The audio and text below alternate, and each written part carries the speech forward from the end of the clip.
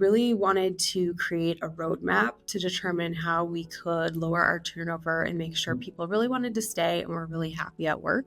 We developed a larger roadmap that allowed us to implement different programs, and one of those was Cloverleaf. It was recommended by a colleague, and we did a trial, and we decided to implement it, and that part was a significant part of moving our team forward, along with comprehensive set of other initiatives. It was really helpful. Fast forward a year later, and our turnover was almost nothing. We went from about 50% to about zero. I think it's part of the overall initiative, which Cloverleaf was a really big part of.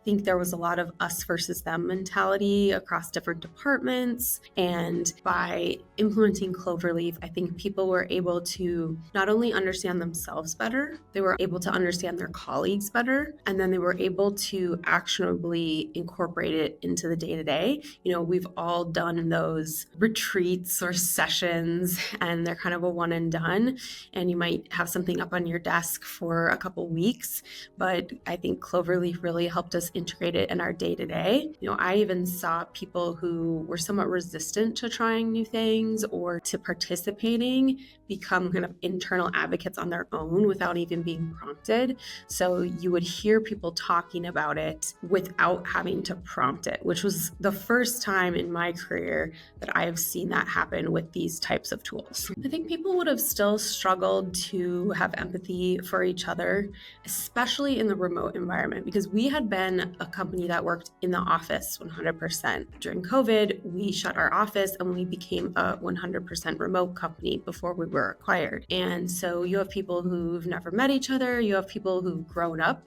left college and just started working their full-time career remote. So a lot of different dynamics than maybe 5 years earlier. So I think the tool helped people have more empathy and understand how to better communicate with people, knowing that not everyone communicates the way you communicate or needs the same type of information you need to make decisions, etc. While I believe this tool is central to making change, I think the first thing we did before we considered any tools was to just listen to people. And I think a lot of organizations, they think they know or they've heard a couple of people, do a really comprehensive listening activity. And so you can hear where all of your people are at. If you're facing that high turnover, employees that aren't as happy, after you've done that, you can determine where this tool may fit in to solve some of those specific core issues versus just slapping it on top across all of the issues and hoping it works. I think that gives you a much more intentional way of getting everyone in the company on board. Then when you roll it out, really just allowing people to take ownership of it. They're taking the assessments, teach them how they can incorporate it into their day-to-day. And then we like to do, every couple of months, in addition to the automated opportunities that Cloverleaf has, we like to do team exercises or things that kind of get people out of their own day-to-day bubble and practice with all the information that Cloverleaf gives us at our fingertips. So that's how I recommend getting the most benefit out of it.